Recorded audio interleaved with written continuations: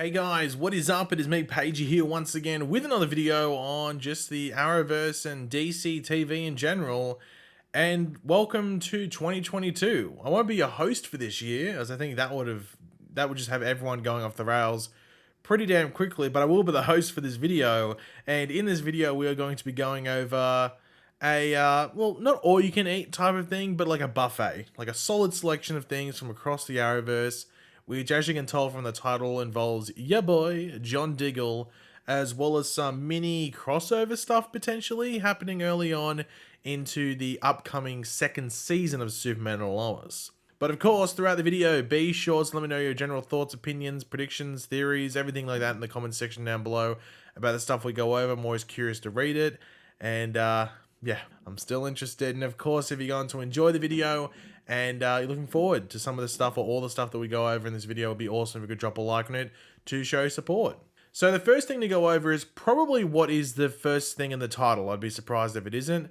And that is Diggle's surprise return to the Arrowverse for this season. Of course, last season we had those like well advertised or publicized guest appearances across the various shows in the Arrowverse: Supergirl, Flash, Batwoman, and Legends.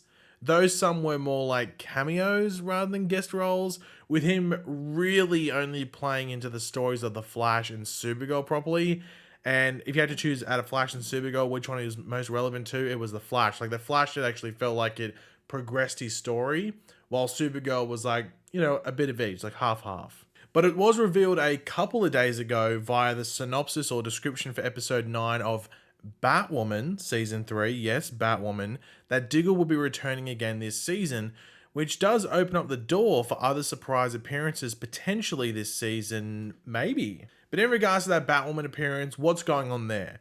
Well, last time we had Diggle and Batwoman, he was in Gotham City, obviously, to meet a specialist or like doctor about headaches that he was having, which then played into the Flash episode where we, saw him experience those headaches and pains, and even Cecile, because of her abilities, was able to feel them and sort of got like some secondhand head pains as well. But what about this time on Batwoman and in Gotham City in this season? Well, we have that synopsis for episode 9 of Batwoman season 3 here, so let's go over it and we'll continue the discussion after that. Ryan, Sophie, and Luke attempt to track down the OG Poison Ivy when all signs point to Pamela Isley's reappearance in Gotham.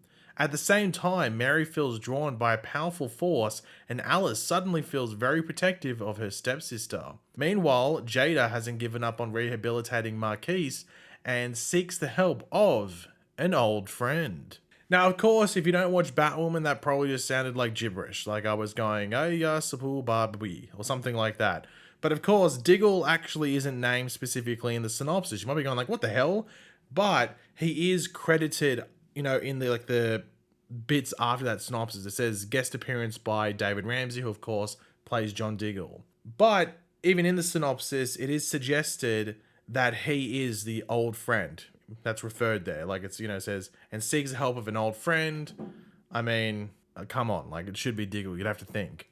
Now, of course, in regards to the synopsis, this old friend is in relation to helping Marquise, who in this season of Batwoman was impacted by the Joker when he was younger and has effectively become a Joker 2.0. Like he's got like, sort of like a Joker getup, wears even like a jester's mask and everything like that. It's very theatrical. So it wouldn't surprise me too much if Diggle is brought in due to maybe his Argus connections and his knowledge of how they, as in Argus or even himself, has dealt with people with issues relating to being affected by the Joker or similar sort of cases, or maybe even Argus's own experiences with the Joker.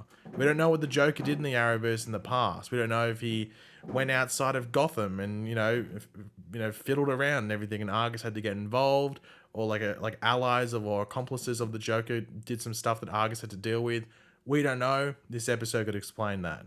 Now, one of the biggest things with Diggle coming back, because it is a surprise return. This is episode 9, and he directed an earlier episode of Batwoman this season. I can't remember what episode it was, but I'm pretty sure it already aired. He directed an episode, but no one knew he was guest starring. This is a surprise. It's just out of the blue. No one knew it was happening. Not even any like the insider people, like some of the people like TV Line. They didn't know it was happening. This has just sort of come out of the blue. So it makes you wonder, is there a continuation of his story from last season? Or is this just a play into this episode and they're using like an already existing character within the Arrowverse to sort of help with that story and sort of make people connect to the character immediately rather than have to introduce someone and do some new stuff with them? Like, if I had to make a prediction, I would probably say there's not going to be too much of a continuation unless it's just referencing what he's done since we last saw him, which was on Supergirl. That was his last appearance in regards to when the episode aired. But in regards to his timeline, I don't know what was his last appearance. I would just assume Supergirl, but at the same time, I have no idea whether, his last appearance in his timeline was The Flash or whether it was Supergirl or anything like that. We just know that Batwoman most likely came before The Flash. So Supergirl is somewhere in that realm. But if there is a suggestion or just a slight continuation of his story in this Batwoman episode, it will make you wonder whether there's other appearances this season with Diggle on the other shows. Now, this was filmed a while ago.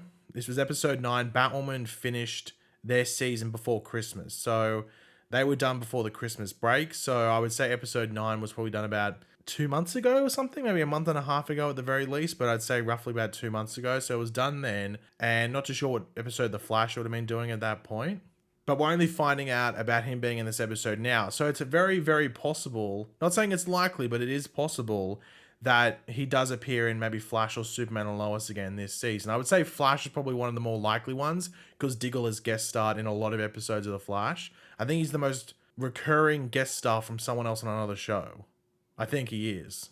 Easily, actually. I'm pretty sure he would trump people by a few episodes if you take out crossovers or even include crossover episodes as well. So it wouldn't shock me at all if he appeared on The Flash later this season. Superman and Lois might be a big ask, but this goes into the next thing we're going to talk about.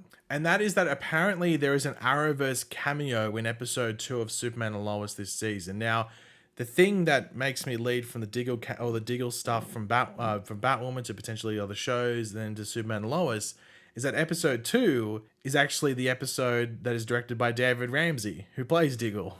So are things lining up? But if that's the case, like, wouldn't they just say that it's him that's showing up in episode 2? Wouldn't they just say so? Like, oh yeah, he's directing the episode and he's also going to guest star in it, or like show up for a bit, unless they want the moment that he would show up, maybe be a surprise.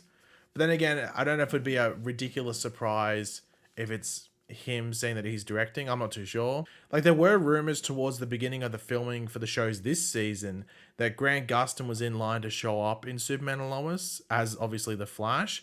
But I think that it would be more made about that, and they would like advertise it and go, oh my god, we're getting this like sort of like mini crossover sort of cameo appearance thing. Or potentially just make it a full episode. Make it like a proper episode where it's the Flash and Superman teaming up or something like that. But if it is this, potential thing that's happening with the Flash showing up, or if they want to do the Flash showing up in Superman and Lois, but they don't really have the time to commit Grant Gustin to do it, it wouldn't surprise me too much at all if they do the CGI thing that we've seen in the past, when the Flash would appear on Arrow, and I think was it Black Lightning as well he did it, where it's just the Flash running in and out of a room with maybe a voiceover from Grant Gustin. So there's not Grant Gustin there in the suit, it's just the CGI Flash running in and out, and then maybe there's a little voiceover or something. But then again, in regards to this cameo, maybe it's a Supergirl character like Alex Danvers. She would have been up there, like the actress would have been up there filming Armageddon, the Flash event, around the time of these early episodes of Superman and Lois season 2. So it wouldn't be too surprising if it's her as well. I wouldn't count on Melissa Benoist. I don't think it's going to happen at all, unless it's something like a voice cameo or something. I think if it's a Supergirl character, Alex Danvers is definitely I think it's the only option, to be completely honest. But if that's going to happen, I guess we'll find out fairly soon. But speaking of episode 2 of Superman and Lois's second season, they actually released the synopsis for that episode around the same time as that Batwoman synopsis we went over earlier. So we may as well include that in the video to wrap it all up, just saying it relates to what we just spoke about. Now, this episode is called The Ties That Bind, and as I said, it's directed by David Ramsey, but yeah, here is that synopsis or description. Clark opens up to Lois about his ongoing struggle with visions and admits there is only one person who might be able to help. Meanwhile, Lana receives some unexpected news and tensions begin to rise between Lois and Chrissy. Lastly, Sarah breaks plans with Jordan to spend time with Natalie. So main thing to go over, Superman having these visions, which was seen in the trailer they released not too long ago. And the thing is that he goes to see someone who might be able to help him with it. Now, I think there's two options. The first option is maybe that this is where the cameo appears. So he goes to see someone, or maybe the cameo appears in the visions that he's having. That could be where this like apparent cameo could appear. That would make sense because it doesn't really affect maybe like logistics and certain things because it's a vision. So the person or persons or thing just actually isn't there. It's just a vision. Or it could be the actual person he goes to see. Could be this, Arrowverse cameo. But if I had to make a guess, I think this might be Morgan Edge or Tal Rowe that he goes to see because he's having these visions. They would be connected to probably what happened at the end of last season. Maybe Morgan Edge or Tal Rowe was going through these visions as well. I think that's who he's going to go see, and that's what it's referring to.